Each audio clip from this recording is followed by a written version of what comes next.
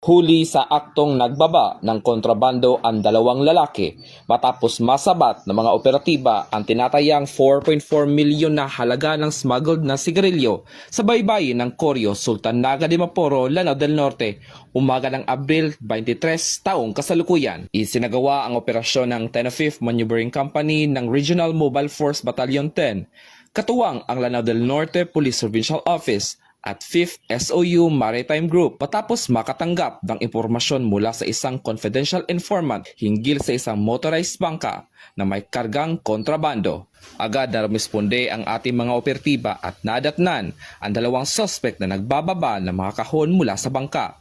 Nang sitahin, nabigo ang mga ito na magpakita ng anumang legal na dokumento para sa kanilang kargamento, dahilan upang sila ay arestuhin sa mismong lugar. Sa investigasyon, napag-alamang nagmula sa Jolo, Sulu ang mga suspect at bumiyahe noong gabi ng Abril 22 patungo sa naturang lugar upang ihatid at ipamahagi ang mga smuggled na sigarilyo. Kinilala ang mga naaresto bilang sina alias Jumil, 25 anyos at alias Argas, 35 anyos, na kapitan ng motorized bangka, kapwa residente ng Sulu.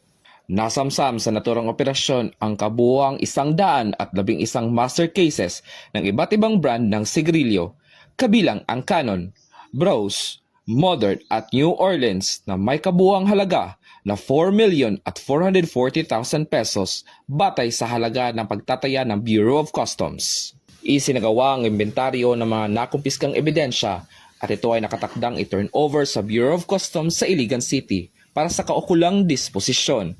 Samantala, dinala ang mga suspect sa Sultan Naga de Maporo Municipal Police Station para sa dokumentasyon. Nahaharap ang mga naturang salarin sa paglabag sa Republic Act 10863 con Customs Modernization and Tariff Act. Mula dito sa Lanao del Norte Police Official Office, ako yung PNN Correspondent, Patrolman Kim Luna, alagan na batas, tagataguyod ng Balitang Pulis.